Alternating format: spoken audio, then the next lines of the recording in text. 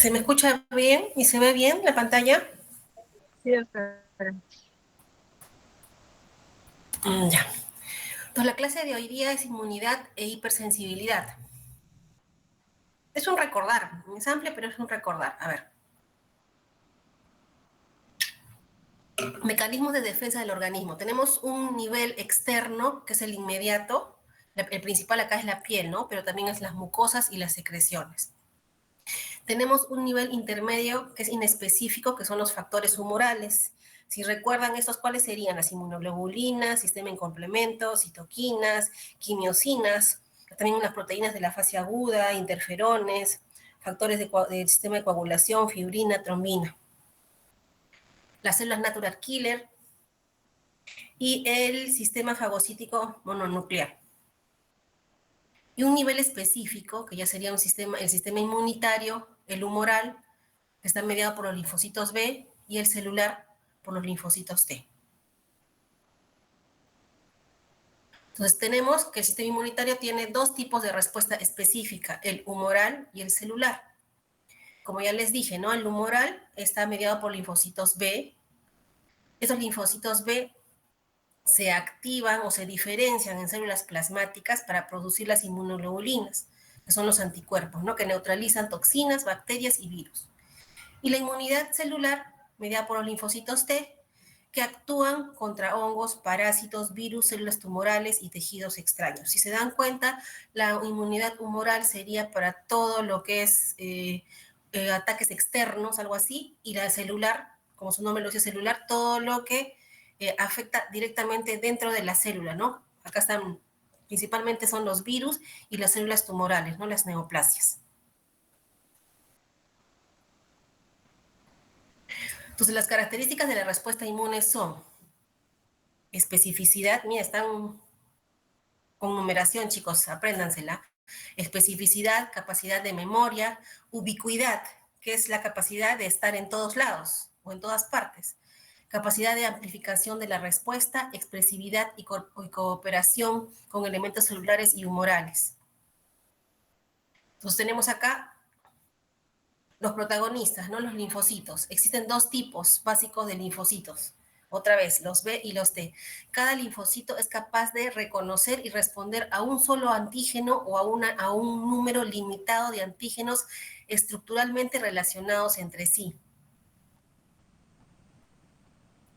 Entonces, recordemos.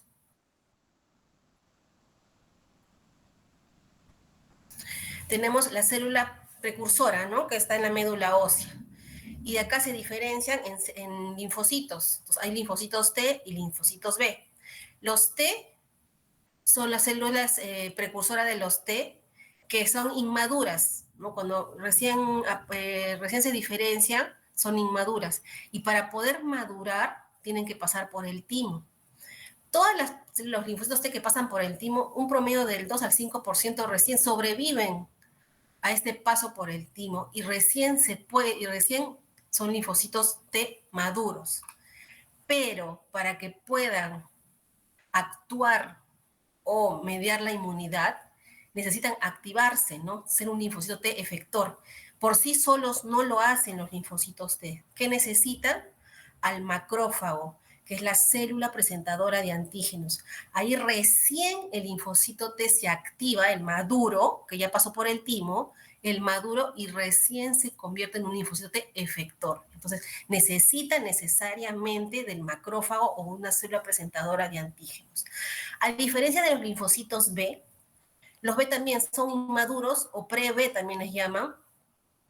Se diferencian o maduran a linfocitos B, no necesitan pasar por ningún órgano, nada. Maduran a linfocitos B y de ahí van a diferenciarse en células plasmáticas. No necesariamente necesitan a la célula, al macrófago como una célula presentadora. Aquí no es necesario. Automáticamente pasan del linfocito B a célula plasmática, que esa va a producir las inmunoglobulinas. Entonces, puede ser preguntas de examen. Eso tienen que saberlo. Un linfocito T por sí solo, uno maduro, no puede ser un linfocito T efector o activado.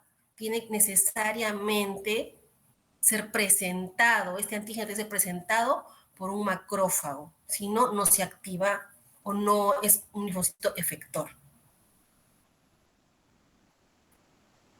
Entonces, los linfocitos B responsables de la inmunidad humoral se diferencian o hipertrofian hasta células plasmáticas, que ya lo vimos, ¿no? Y secretan anticuerpos, que son las inmunoglobulinas. Corresponden aproximadamente al 10 al 20% de los linfocitos circulantes. Tienen receptores de membrana para inmunoglobulinas, iguales a las inmunoglobulinas que sintetizan.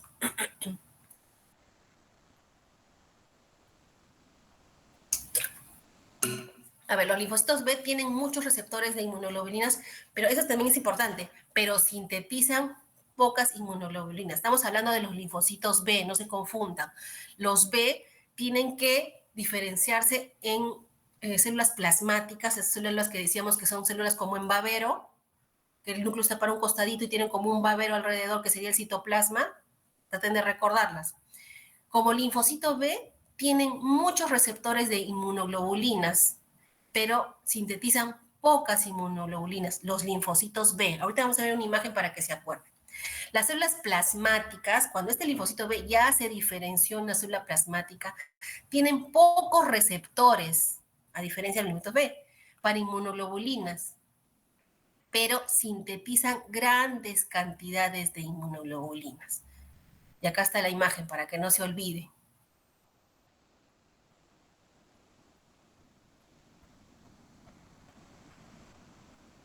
Entonces, los linfocitos B tienen varios receptores para inmunoglobulinas, pero sintetizan poquitos. En cambio, la célula plasmática tiene pocos, miren, acá 1, 2, 3, 4, 5, 6, 7, 8, 9, 10 del linfocito B, a diferencia de 1, 2, 3, 4, 5, 6 de la célula plasmática, pero sintetizan grandes cantidades de inmunoglobulina. ¿Ya? Eso no se olviden. De esta imagen no se van a olvidar. Entonces, ya dijimos, ¿no? Los linfocitos T son inmaduros y para madurar tienen que pasar por el timo. Son efectores de la inmunidad celular. Cuando reconocen una proteína extraña, se activan o cualquier microorganismo y se unen a ella para eliminarla. Cuando hay una estimulación antigénica, algunos linfocitos T aumentan de tamaño y se convierten en inmunoblastos T, son más grandes. Cuando ha desaparecido ya el antígeno, los inmunoblastos se transforman en linfocitos T de memoria, entonces queda una memoria, que reaccionan más rápidamente al entrar un nuevo antígeno en contacto con el mismo, con el mismo antígeno o uno similar. Entonces queda como la memoria. Puede entrar el mismo antígeno o el mismo microorganismo, o puede entrar uno similar, pero lo reconoce.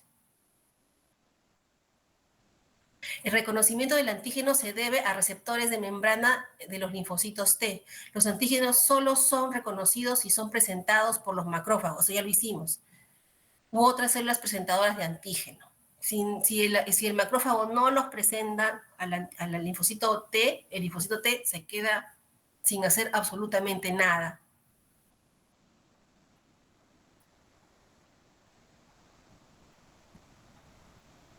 Entonces acá tenemos nuestro macrófago. Viene un microorganismo con sus antígenos y el macrófago, ¿qué hace? Tiene la función de fagocitar, ¿no? Entonces, cuando quiere fagocitar, produce o hace una reacción con estos antígenos dentro de él y los presenta hacia su superficie. Pero para poderlo presentar al linfocito T no es así de fácil. Tiene que unirse con otra molécula del complejo mayor de histocompatibilidad. Ahí recién puede presentarlo al antígeno, el antígeno al linfocito T. Siempre tiene que estar unido a una molécula del complejo mayor de histocompatibilidad, que puede ser de clase 2 o clase 1. Ahorita vamos a ver eso. Entonces creo que hasta acá ahorita es todo fácil.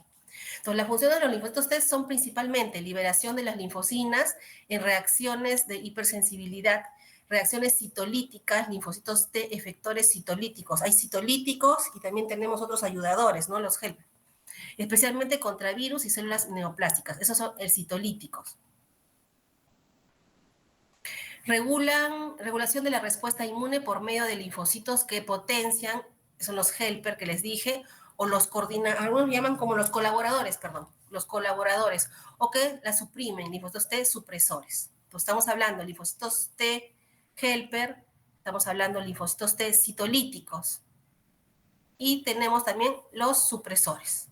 Entonces, los linfocitos T corresponden aproximadamente al del 70 a 80% de los linfocitos circundantes. Entonces, hay más linfocitos T, miren, 70 a 80%. No en el examen no lo voy a sorprender, ¿no? Les pongo más, hay mayor cantidad de linfocitos B, no, pues no es la realidad. Hay más linfocitos T siempre, 70 a 80%.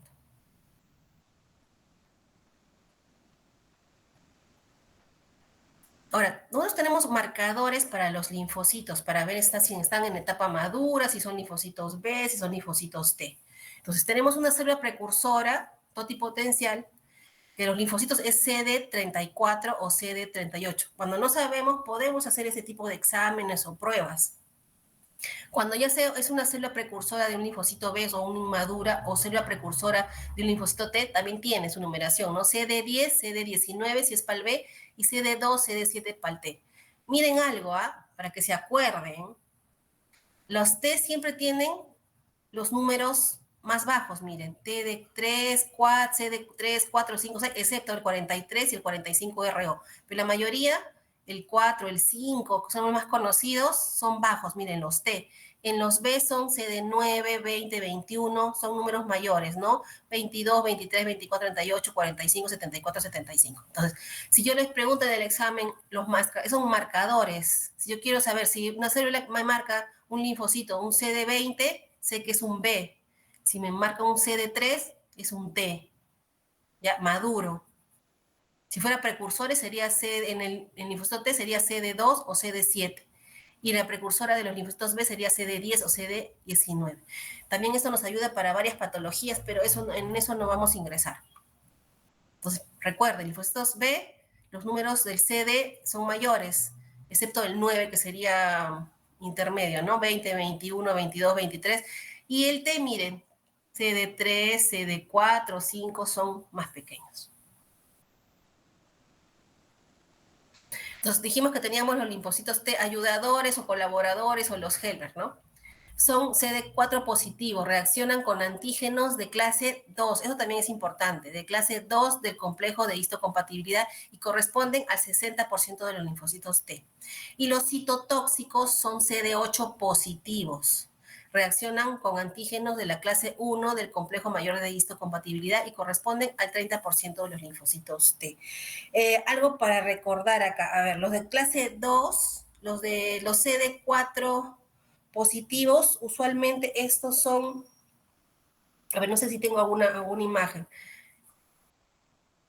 El CD4 positivo son más para atacar a patógenos extracelulares. Entonces acá reaccionan o se unen a una molécula del complejo de histocompatibilidad de clase 2. Y a diferencia del linfocito T citolítico, son CD8 positivos. Entonces, estos son más intracelulares. Entonces, todo lo que ataca a la célula internamente, que pueden ser los virus o una neoplasia o unas células tumorales. ¿Ya? Y se tiene que unir a una molécula de histocompatibilidad de tipo 1. ¿Ya? Esto es importante. Creo que más adelante hay una imagen. Entonces, la relación CD4-CD8, por lo tanto, es 2:1. Hay más CD4, como estamos diciendo acá, ¿no es cierto? Hay más CD4, 60% a relación del 30, es el doble. Y los linfocitos CD4 segregan citocinas que regulan la función de otras células. Estos linfocitos son bien importantes, ¿por qué? Porque al eliminar citocinas también hacen que se activen otras células como los linfocitos B y también más macrófagos. Entonces, es muy importante que segreguen estas citocinas. El 10% de los linfocitos circulantes no tienen marcadores de ningún tipo. Los macrófagos, a ver, o monocitos. En la sangre se llaman monocitos y cuando pasan a los tejidos cambian de nombre a macrófagos. Y en cada tejido algunos macrófagos tienen otro tipo de nombre, pero en tejido usualmente usamos el término de macrófago. Forman parte del sistema fagocítico mononuclear. Son necesarios para que los antígenos sean procesados y presentados a los linfocitos T inmunocompetentes. Eso ya lo dijimos, ¿no? Entonces, las citocinas producidas por los linfocitos TCD4 positivo facilitan la activación de los macrófagos, que ya les mencioné, potencian su acción microbicida y aumentan su capacidad para eliminar las células tumorales. Y son también importantes en la fase efectora de la inmunidad humoral. Fagocitan los microorganismos que han sido opsonizados por inmunoglobulina G y complemento 3B. Acá está, esta es la imagen. A ver, atentos. Estos son hepatocitos. Entonces, este paciente se ha infectado con el virus de la hepatitis B. KB core antígeno, es un antígeno de la hepatitis B. Antígeno core.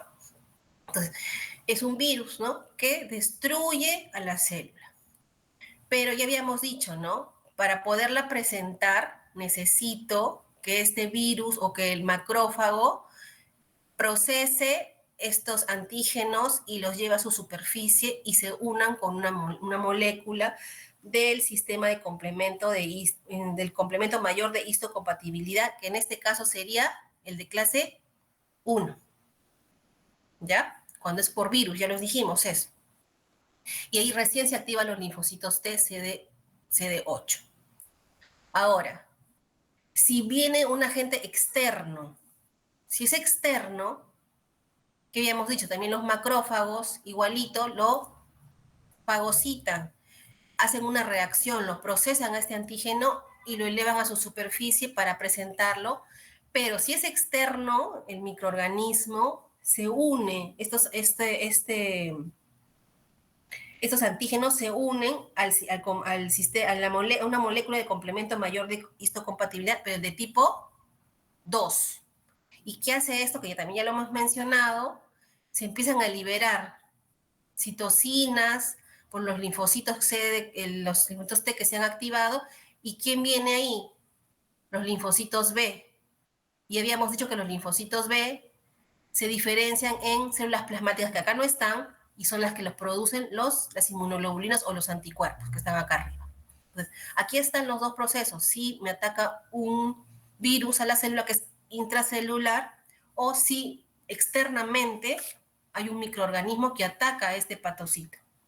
¿Ya? Espero que lo entiendan. Si no, en la casa revísenlo detenidamente, hagan su resumen. Pero acá están los dos mecanismos. Las células de Langerhans y células dendríticas pertenecen también al sistema fagocítico mononuclear y tienen un papel en la presentación de antígenos. Las células de Langerhans se encuentran principalmente en la dermis. Las células dendríticas se encuentran en el tejido linfoide, corazón y pulmón. Acá algo que acotar. Dicen que la célula presentadora más eficaz, hemos hablado del macrófago, ¿no? Que tiene un rol muy importante acá, pero se dice que la célula presentadora más eficaz son las células dendríticas. Entonces podría ser una pregunta de examen. Entonces, de ahí le siguen los macrófagos y los linfocitos B al final. Las células natural killer corresponden al 10% de linfocitos no reactivos presentes en la sangre y en los ganglios linfáticos. Son capaces de lisar células extrañas, células neoplásicas o células infectadas por virus sin previa sensibilización. Ellos van a atacar y a matar, no necesitan estar sensibilizados para hacerlo. Los linfocitos, los neutrófilos, que son los leucocitos polimorfonucleares. Junto con los eosinófilos también participan en las reacciones mediadas por inmunoglobulina E, que lo vamos a ver al final, espero que lleguemos a esa parte, para las que se precisan basófilos y mastocitos. También están presentes en la reacción por inmunocomplejos. Mediadores inespecíficos de la respuesta inmune. Muchas de las interacciones y funciones efectoras de la respuesta inmune se producen mediante la intervención de las citocinas que les acabo de mencionar, que son las interleuquinas, interferón y complemento. El complemento se activa en la mayoría de las reacciones, sobre todo en la mediada por inmunidad humoral. Función de las citocinas. Ejercen su función por unión a receptores de alta afinidad de las células diana. Son esenciales en la instauración de la reacción inflamatoria y para la inmunidad natural. Regula la proliferación, crecimiento y maduración de las células efectoras de la inmunidad y cada citocina puede actuar sobre diversas células y sobre sí misma por efecto paracrino. Si es paracrino, a mi vecino. Quiere decir que actúan a las células que son vecinas. Si es endocrino, quiere decir que viaja por la circulación y puede ir a cualquier parte del cuerpo. Y autocrino, para uno mismo, ¿no? Actúa sobre sí misma. Acá hay una imagen. Efecto paracrino, para mi vecino. Actúan en las células vecinas. Endocrino, viajan por la sangre a cualquier parte del cuerpo. Y autocrino, sobre sí misma, ¿no? Actúan sobre sí misma.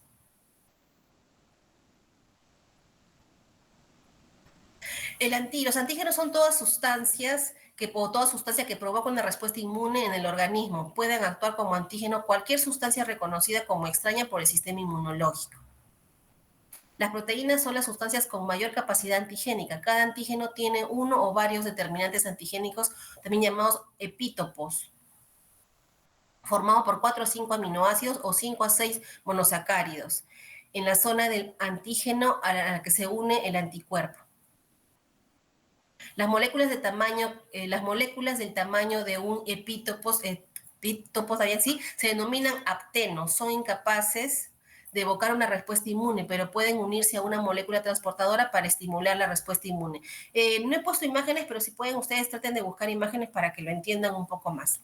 Los anticuerpos así formados pueden reaccionar después con los aptenos, aunque no vayan acompañados de la proteína transportadora. Y los anticuerpos, porque los conocemos todos, ¿no? Son las gamma globulinas o inmunoglobulinas, que son las de tipo A, la G, la M, la D y la E. Tienen estructuras y propiedades biológicas comunes, están formadas, eso sí se deben acordar, ¿no? Están formadas por 2 cadenas ligeras y 2 cadenas pesadas, unidas por puentes disulfuro. O sea, acá tenemos también una imagen. Estas son las cadenas pesadas, las que están abajo como base, pesadas, y al costado están las cadenas ligeras. Y aquí se unen la unión del antígeno con el anticuerpo, en las cadenas ligeras.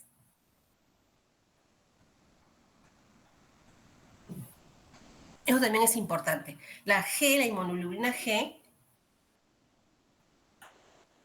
es la de mayor concentración en la sangre.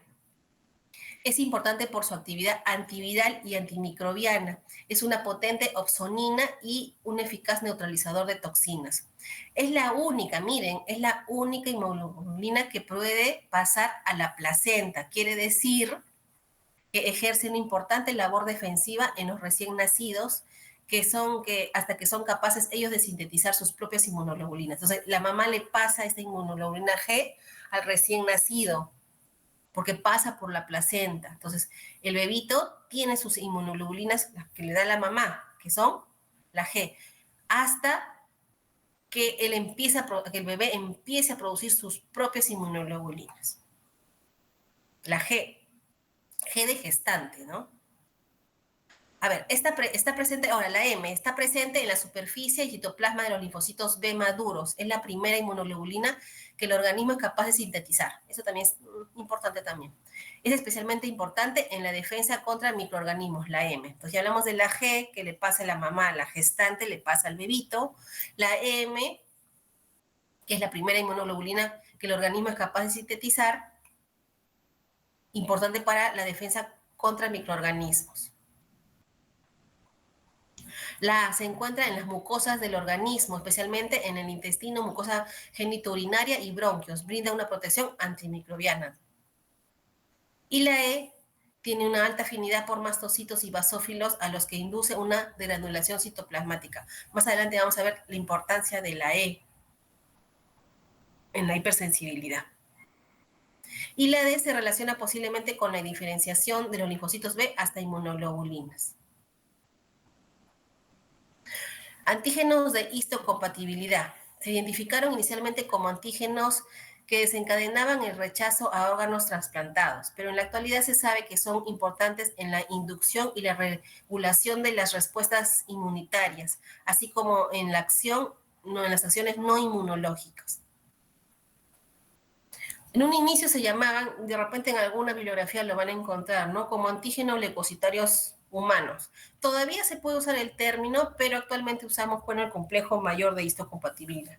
Porque se creía, antes era porque se creía que se tenían este nombre porque se creía que estos antígenos solo se expresaban en los leucocitos. Actualmente ya se usa el otro término, pero pueden utilizar los dos.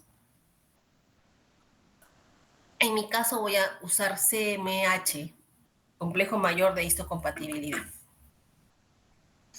Pues acá tenemos otro macrófago.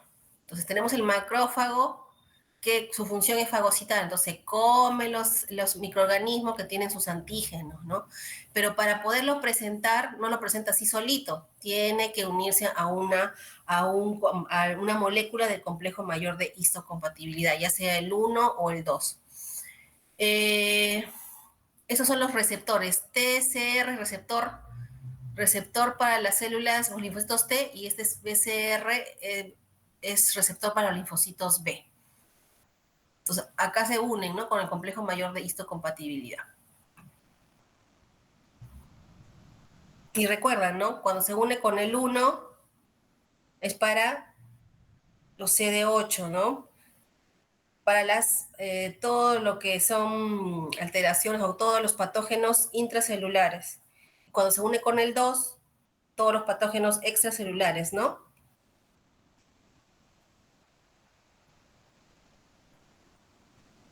Ahora, de acuerdo a su estructura química, distribución tisular y función, el complejo mayor de histocompatibilidad codifica 3 tipos de antígeno. El de clase 1 son antígenos de superficie específicos y comunes a todas las células nucleadas y plaquetas. Juegan un papel esencial en el reconocimiento de lo propio y en el rechazo de los injertos. Son reconocidos por los linfocitos TCD8. El 1, TCD8. El 1 también no se olviden, ¿no? Para todo patógeno intracelular. Y el 2 participa en el reconocimiento de proteínas extrañas, es decir, todo lo externo, bacterias, proteínas solubles, y son reconocidos por los linfocitos TCD4 y aparecen casi exclusivamente en linfocitos, células del sistema fagocítico mononuclear y en las células endoteliales. Hagan su resumen.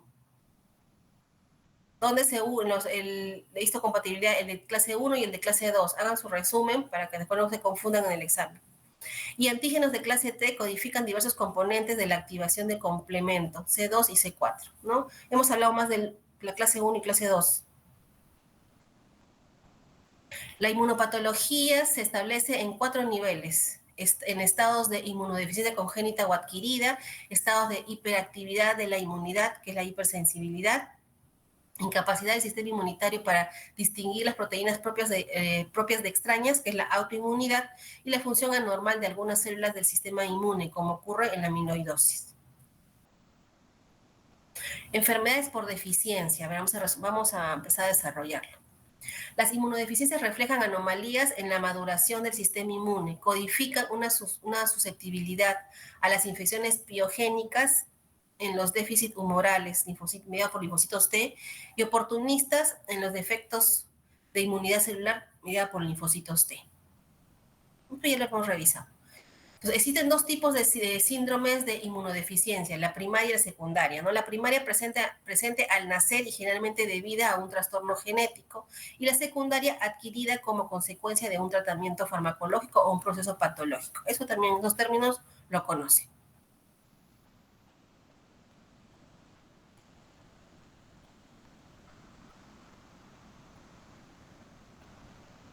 Ahora, eso también ya lo saben. ¿Cómo es la maduración de los linfocitos y enfermedades por inmunodeficiencia primaria? Eso sí está un poquito difícil, pero en sí no es tan difícil. A ver, tenemos a la célula madura, célula precursora, que se va a diferenciar en linfocitos, ¿no? Eso ya sabemos. Y de ahí se diferencian en linfocitos T y linfocitos B. Los T que son inicialmente inmaduros, que tienen que pasar por el timo para madurar, Y los B, que son los inmaduros, o pre-B, que también se llaman, igual tienen que madurar, y de ahí los linfocitos B se diferencian en células plasmáticas, ¿no es cierto? Tenemos linfocitos B, y esas células plasmáticas producen inmunoglobulina M, A, G, E. Igual a los linfocitos T, ¿no? Se diferencian hasta linfocitos T, CD8 y CD4. Ahora, cuando son maduros. Ahora, si hay alguna alteración, por abajo están las flechitas rojas, si hay alguna alteración en que pase de una célula progenitora a un linfocito, se llama inmunodeficiencia combinada severa. Porque no se va a producir ni linfocitos T ni linfocitos B. Si la alteración es cuando pase del linfocito al linfocito T, se llama inmunodeficiencia combinada severa ligada al cromosoma X. Si del linfocito B inmaduro pasa, está en inmunoblasto, o no puede, mejor dicho, no puede pasar a inmunoblasto, se llama una agamaglobulinemia ligada al cromosoma X. Esa patología las pueden revisar si desean. Ahora, si hay alteraciones, cuando ya el linfocito inmunoblasto quiere pasar a maduro, ya sea un linfocito CD8, CD4, sería un defecto de la expresión del complejo mayor de histocompatibilidad. También puede haber alteraciones de pasar de un linfocito o un inmunoblasto a un linfocito B maduro. Acá se puede dar un síndrome de hiperinmunoglobulina M. Y también puede ser selectivo, quiere decir que no se producen células plasmáticas o no se diferencian estos linfocitos B en células plasmáticas para producir inmunoglobulina M o para producir la A o la G o la E, y ya sería déficit selectivo de inmunoglobulina o M o A o G o E. Enfermedades por hipersensibilidad. La respuesta es inmunes, a pesar de ser un mecanismo defensivo contra sustancias extrañas, con frecuencia también lesionan los tejidos. No solamente atacan a todo lo que te está agrediendo, pero también atacan a todos los tejidos sanos. Entonces, la reacción tisular es de tipo también inflamatorio. Entonces, cuando hay inflamación, también el tejido se lesiona, eso ya lo saben ustedes. Puede ser clínicamente inaparente o progresar e inclusive causar la muerte. A ver, los antígenos causantes de estas reacciones pueden ser antígenos exógenos, en eso están el polen, los alimentos, los fármacos, microorganismos, sustancias químicas. Pueden ser antígenos homólogos o autoantígenos, que es decir, procedentes del propio organismo, autoantígenos. Y antígenos autólogos procedentes de sujetos de la misma especie, es decir, cuando se producen las transfusiones o cuando hay trasplantes de órganos, puede haber antígenos autólogos.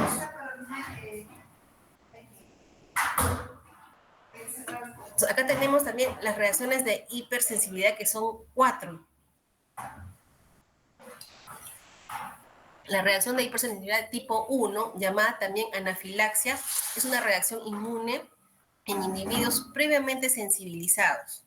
Se produce rápidamente en la que la reacción antígeno-anticuerpo tiene lugar en la superficie del mastocito o basófilo. Entonces se degranula. Esta reacción es mediada por activación de la inmunoglobulina E. Esto es importante, no lo he resaltado, pero es importante. Entonces, la de hipersensibilidad de tipo 1 mediada por inmunoglobulina E, que causa la degranulación de los mastocitos y basófilos con liberación de mediadores químicos de la inflamación. Entonces, la de tipo 1, inmunoglobulina E. Se libera también histamina, factores quimiotácticos, ¿no? ¿Se acuerdan de los factores quimiotácticos que hacían? Esas quimiosinas hacen que atraiga, en este caso, para eosinófilos y factores quimiotácticos para neutrófilos. Habíamos hablado en la unidad pasada, ¿no? Los quimiotácticos para los neutrófilos. Acá es neutrófilos y eosinófilos. También se libera serotonina, citocinas. Esto es el factor activador plaquetario, si no me equivoco. Se activa el metabolismo del ácido araquidónico también. La inmunoglobulina E se forma por un mecanismo dependiente de linfocitos TCD4 positivo por el complemento C3A y C5A y citoquinas. Acá hay una imagen. Entonces, Esa la puedes revisar para todas, ¿ah? Pero creo que solamente las vamos a desarrollar la 1 y la 2 aquí. Entonces tenemos el linfocito B, y donde ya unido a un antígeno. Entonces, cuando el linfocito B, ya son más o menos 100, como el cuentito, cuando el linfocito B ya sabe, hay algo que está atacando, ya hay una reacción con el antígeno, ¿qué pasa? Se diferencia en célula plasmática, ¿no? ¿Para qué? Para producir las inmunoglobulinas. Y acá está mediada por la inmunoglobulina E, habíamos dicho, ¿no? Que hace que los basófilos se degranulen, igual que los mastocitos. Entonces hay una degranulación. Y ahora, ¿y cuáles serían las consecuencias de esto? O sea, hay atracción de polimorfos nucleares, que son los neutrófilos y eosinófilos, hacia el foco del foco de que están atacando. Se estimula la síntesis de la inmunoglobulina E, estamos repitiendo, se estimula la proliferación de mastocitos y aumenta la hematopoiesis. Ahora, en el caso de una anafilaxia local que está dentro de esta hipersensibilidad de tipo 1, local o atópica, ¿han escuchado esas dermatitis atópicas? Tiene lugar en pacientes con predisposición a la síntesis de inmunoglobulina E específicas. En más de la mitad de pacientes hay una historia familiar de cuadros alérgicos. Siempre estos pacientes ya tienen un antecedente de alergias, ya sea en ellos o en algún familiar, ¿no? Familiares cercanos, ¿no? Papá, mamá. El cuadro clínico depende de la puerta de entrada del antígeno. ¿Y cuáles son estas puertas? Como les dije, ¿no? La piel, la primera, dermatitis alérgicas. La nariz, rinitis alérgicas, asma bronquial. Los ojos, conjuntivitis alérgica. El tracto gastrointestinal, alergias también alimentarias. Ahora, la anafilaxia local tiene dos fases, una precoz y una tardía. La precoz es dentro de los 5 a 45 minutos. Predominan procesos vasculares de vasodilatación, edema y espasmo del músculo liso. Y la fase tardía, que más o menos es a la hora, hasta las 12 horas, predominan las alteraciones inflamatorias con presencia de abundantes células de la inflamación. Entonces, una fase precoz de 5 a 45 minutos y una fase tardía que dura de 1 hora a 12 horas, mediodía prácticamente. La anafilaxia sistémica, esa también ya la deben saber, ¿no? Cuando uno a veces los pacientes, la más común, ¿no? Reacción alérgica a la penicilina. Entonces, se produce por la entrada de proteínas heterólogas directamente al torrente sanguíneo, provoca vasodilatación generalizada, un cuadro de shock que puede causar hasta la muerte. Uno de los casos más frecuentes que se produce en pacientes con alergia a la penicilina.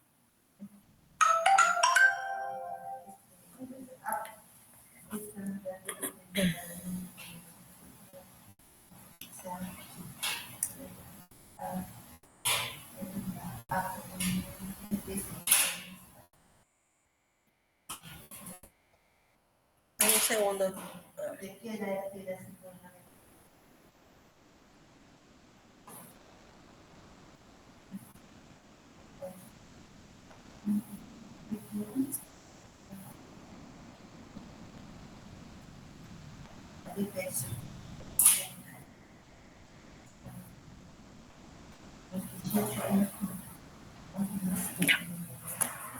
A ver, cuadro clínico que se caracteriza por prurito, urticaria, contracción bronquiolar, edema de glotis, vómitos, cólicos abdominales, diarrea y en casos graves, shock anafiláctico, ¿no? Entonces puedo poner un caso clínico de acá, ya saben que está mediado por la inmunoglobulina E, entonces puede haber un caso clínico y abajo las preguntas, como ha sido el examen de la primera unidad.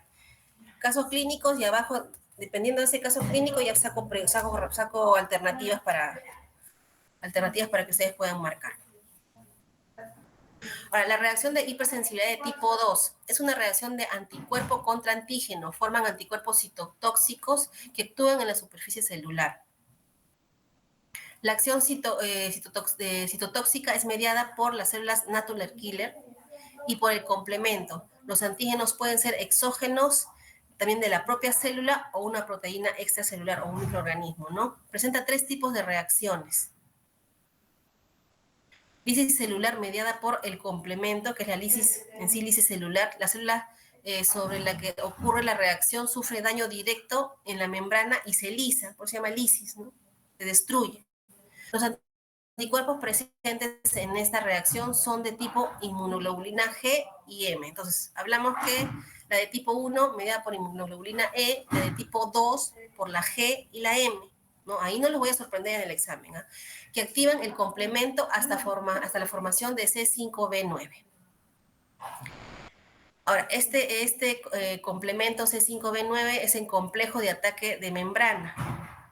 Quiere decir que si ataca la membrana, ¿qué hace? Forma agujeros o canales iónicos en la membrana que inducen la lisis celular. ¿Ya? Y acá también tenemos la imagen, ¿no? Tenemos arriba un linfocito, activación acá de los antígenos, ¿no? El G. Se supone que este linfocito va a pasar a hacer o va a diferenciarse a célula plasmática. Acá participan las inmunoglobulinas G, las M. De ahí hay una relación antígeno o fracción de los anticuerpos con los antígenos. Algunas fracciones se unen y el complemento, hay activación del complemento y hay destrucción de la célula diana.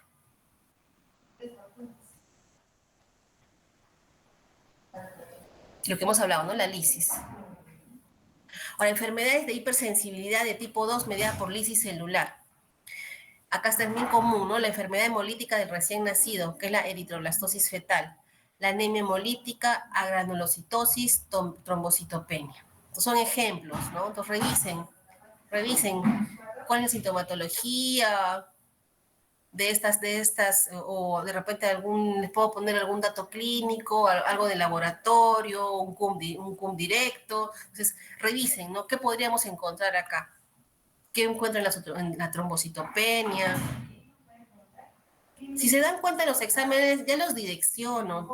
El caso clínico tiene bastantes información, entonces, si a veces no la conocen todas, por añadidura lo relacionan y pueden sacar un diagnóstico. Así que no se van a desesperar si ven muchos casos clínicos. No trato de ponerles ahí una trampita en los casos clínicos, no, chicos. Son en sí relativamente fáciles. Ahora, citotoxicidad mediada por anticuerpos, presencia de receptores de anticuerpos generalmente tipo inmunoglobulina G para macrófagos, células natural killer y polimorfos nucleares neutrófilos. ¿Qué saben, no? Los polimorfos nucleares son los neutrófilos, es lo mismo. En la superficie de las células, los cuales la destruyen y fagocitan. Esto se observa en la tiroiditis linfocítica, en reacciones frente a parásitos y en el rechazo agudo humoral de los trasplantes. Estas láminas, si no me equivoco, tenemos tiroiditis de Hashimoto y síndrome de Sjögren. Entonces, miren, hemos visto justo con un grupo hoy, imagino que el otro grupo también se acordará, que vimos el tejido tiroideo, cómo se veían, ¿no? Las células foliculares tiroideas con su coloide adentro. Entonces, todas las células foliculares no tienen atipia, no tienen nada, pero acá ustedes ven algo raro, de que no lo han visto en las láminas. Entonces, miren, estos agregados, ¿qué son? Todos estos de acá pequeñitos son linfocitos. Y acá han formado hasta como un folículo linfoide, como veíamos en las láminas gástricas, algo así. Miren, acá está bien formadito, miren, redondito. Entonces, eso sería una tiroiditis de Hashimoto. Entonces, dentro del tejido tiroideo normal, porque no tiene atipia, es algo benigno, están acúmulos de linfocitos y llegan a formar folículos linfoides. Y este es un síndrome de Sjögren. También algunos revísenlo, porque miren, si estoy colocando acá la imagen es porque de repente en el examen puede venir una pregunta con esto. Los criterios los vamos a revisar ya en la práctica. Síndrome de Sjögren, para los que no se acuerdan, es una patología de las glándulas salivales y tiene unas características que también revisen. En estos pacientes hay serostomía, que es la boca seca, o seroftalmia, también hay seroftalmia, que es los ojos secos. Y algunos de repente no están reconociendo el tejido, van a revisar cómo se ve la glándula salival, cómo debería ser, y se van a dar cuenta que en esta imagen igual hay gran cantidad de linfocitos. Este es muy notorio. pero a veces te llegan, son biopsias bien pequeñitas como las gástricas, y a veces te llevan algunas que no vienen, no hay mucha cantidad de linfocitos, pero sí hay pequeños conglomerados. En la práctica vamos a revisar cuáles serían los criterios, cuánto sería lo mínimo de cantidad de linfocitos que podrían llevarme. Y tengo también que tener mi clínica, no solamente que me manden glándula salival, pues si me mandan glándula salival, lo más probable que el médico quiera descartar síndrome de Sjögren, quiere decir que tiene clínica de eso, pues el paciente. Pues miren acá, ese tejido de glándula salivar está invadido por gran cantidad de linfocitos.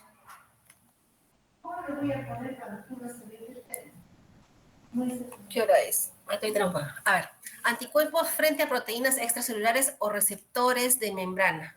Cuando el antígeno es una proteína extracelular o un microorganismo, se activa el complemento y produce la alteración funcional de las membranas, necrosis fibrinoide intersticial y proliferación y o necrosis de las células adyacentes.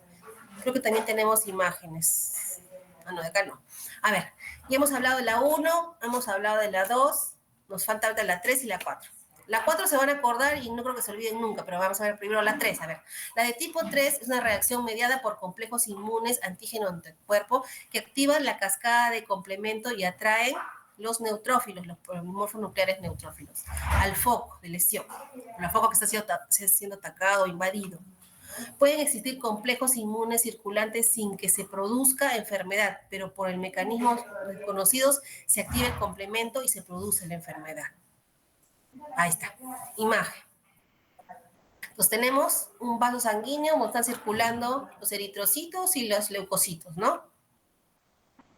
Y de ahí vemos estos son los antígenos, y de ahí los anticuerpos, y se hace una reacción.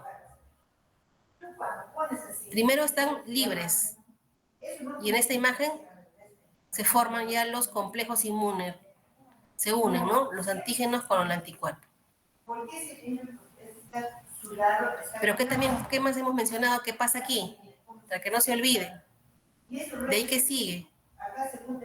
Activación de complemento y atracción leucocitaria. Entonces, todos estos neutrófilos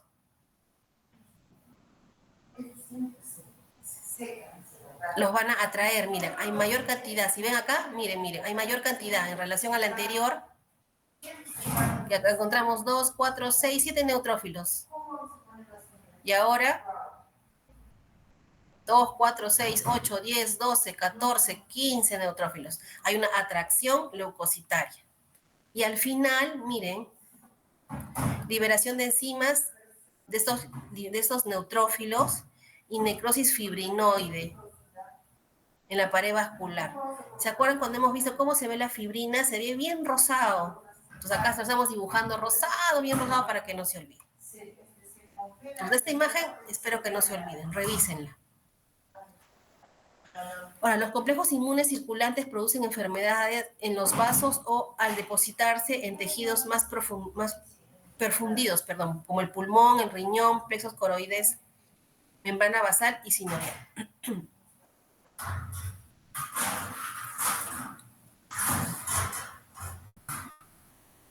Ahora, los complejos inmunes depositados inducen una respuesta inflamatoria. Se activa en complemento hasta la formación de C5A, que es quimiotáctico para los polimorfos nucleares neutrófilos. Entonces ahí que hemos hablado, ¿no? La quimiotaxis hace que estos neutrófilos vayan hasta la zona donde hay algún problema, una agresión. Los complejos inmunes se forman por la unión antígeno con el anticuerpo de tipo inmunoglobulina G y M. Cuando mayor, eso también es importante, cuando mayor es el exceso de anticuerpos, más grandes son los complejos inmunes. Cuando mayor es el exceso de antígeno, más pequeños son los complejos inmunes. Entonces, si hay exceso de anticuerpos, son más grandes los complejos inmunes. Pero cuando hay un exceso de antígeno, hay más antígenos, de exceso de antígenos más pequeños son complejos más pequeños, inmunes más pequeños.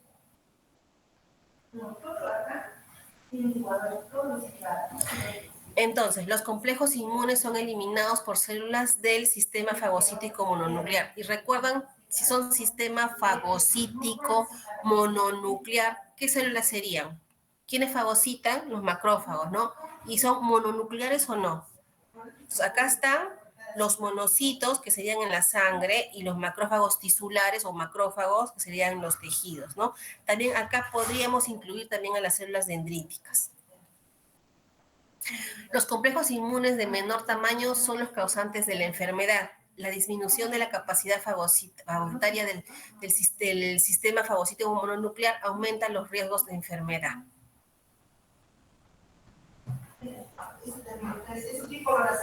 Entonces tenemos el origen de los antígenos que inician la reacción. Pueden ser, ya hemos hablado un poquito de eso, ¿no? Extrínsecos, a partir de antígenos ambientales que penetran principalmente por la vía aérea, ¿no? El polen habíamos dicho, ¿no? Acá puede ser el polen, ¿no? Pueden ser microbianos, se ponen de manifiesto en pacientes con infecciones persistentes, y los intrínsecos por formación de autoanticuerpos que forman complejos inmunes con los autoantígenos. Esos términos estaban fáciles. Entonces, enfermedad local por complejos inmunes se denomina fenómeno de Arthur. A la lesión local por depósito de complejos inmunes. La localización más típica es la piel. Provoca a las 2 horas una reacción local con infiltrado polimorfo nuclear o con neutrófilos. Se activa el complemento y se produce vasculitis aguda. Lean un poquito cuál es el fenómeno de Arthur.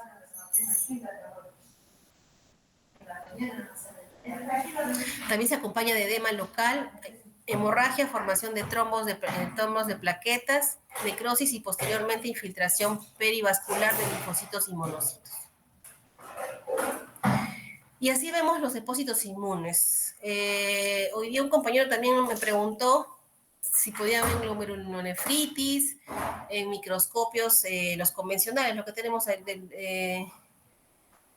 pero no le expliqué todo esto porque hoy ya lo íbamos a ver en la clase. A ver, miren, esta es una piel y se ve por inmunofluorescencia.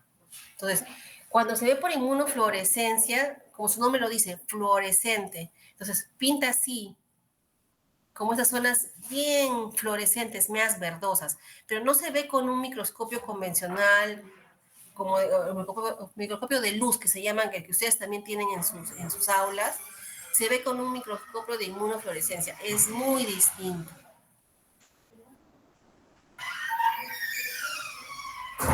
Ahora, enfermedades sistémicas por por complejos inmunos o inmunocomplejos, llamadas enfermedad del suero, se produce por la formación de complejos inmunes de muy pequeño tamaño. Se debe a la inyección directa de antígenos a la circulación sistémica.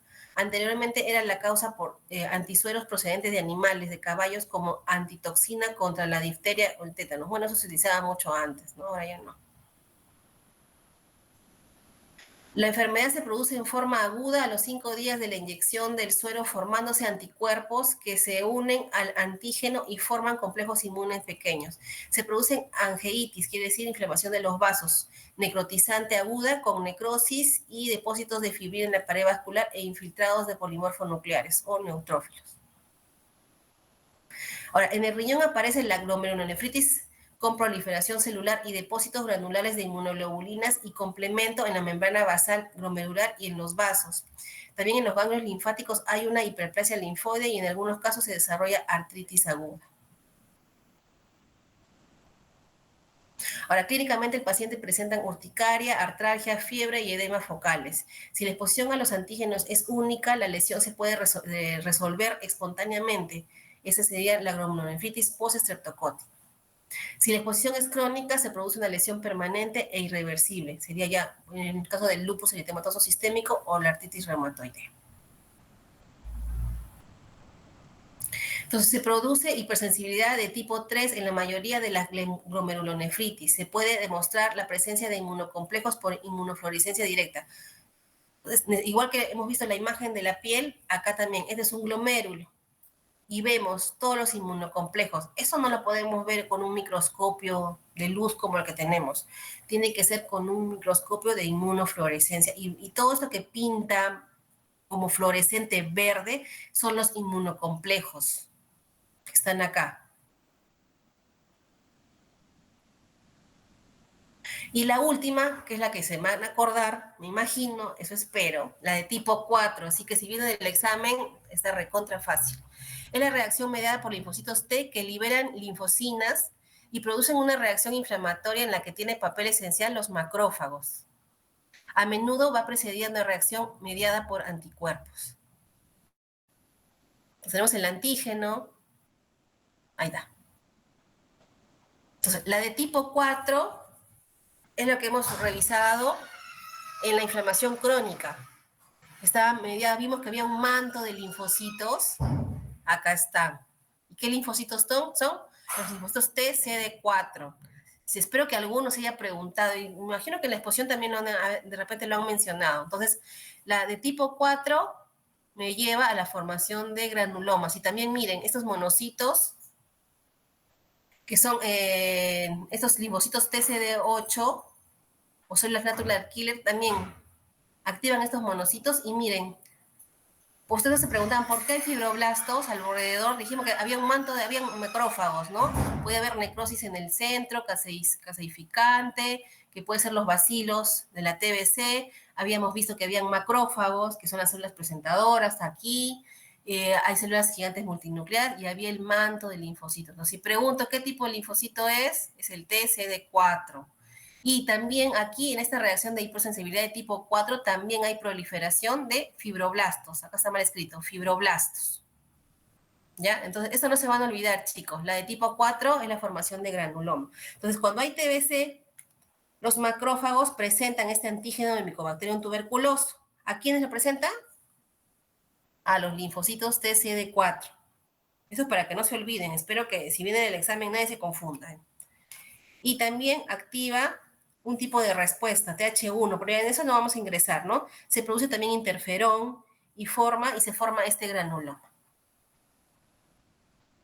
Y acá tenemos nuestros famosos granulomas, que ya es por gusto explicarlo, ¿no? Mira, la célula gigante multinuclear, los macrófagos activados, el manto de linfocitos y los fibroblastos que también se producen aquí.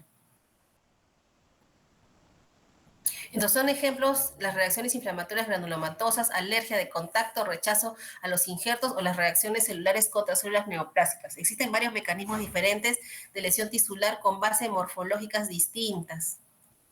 Hay también la hipersensibilidad retardada. En esta reacción los antígenos interaccionan con células que tienen moléculas de la clase de tipo 2 del complejo de histocompatibilidad, que son reconocidos por los linfocitos TCD4. Eso sí, ya lo hemos revisado.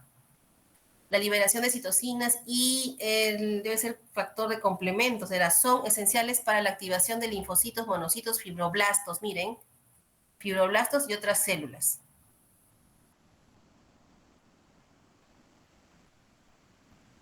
Entonces, ¿cuáles son los ejemplos acá?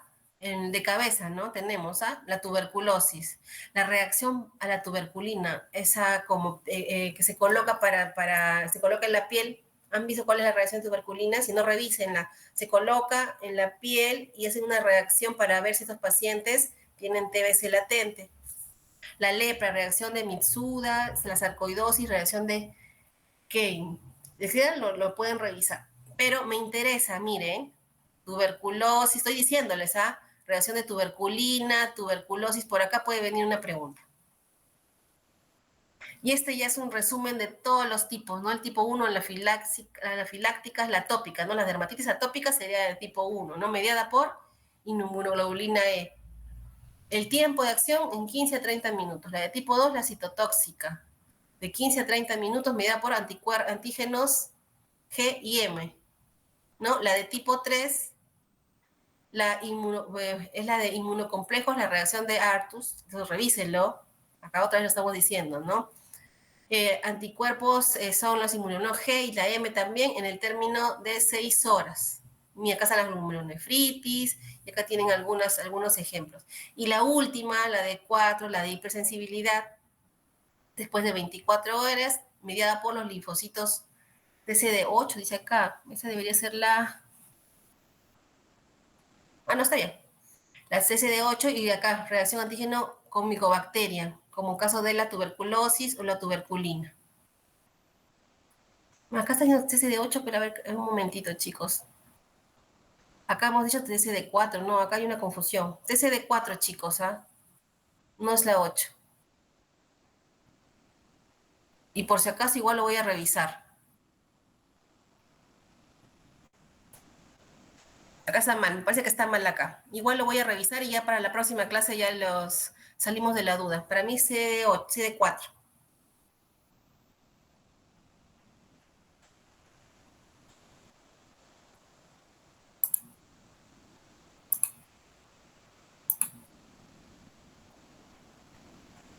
Bueno, espero que sigan ahí, que no se hayan dormido. En sí está un poquito ardua, pero les he dado unos tips, chicos. Así que los tips es obvio que voy a tomar de ahí las preguntas para el examen. Vean unos cuantos casos clínicos, ya saben que la última, obvio, va a venir de cajón una pregunta de ahí de los granulomas. Ahorita me voy a poner a revisar si yo me he equivocado en la presentación o el libro estaba bien. Y ya les aviso.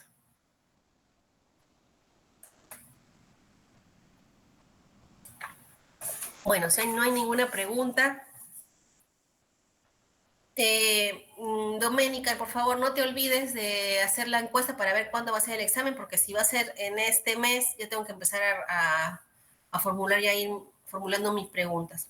También les quería decir que nos queda la próxima clase, que es el día 13. Por favor, no van a fallar, ya creo que es la última. Nos queda citología, que también es bonito, rápido y fácil.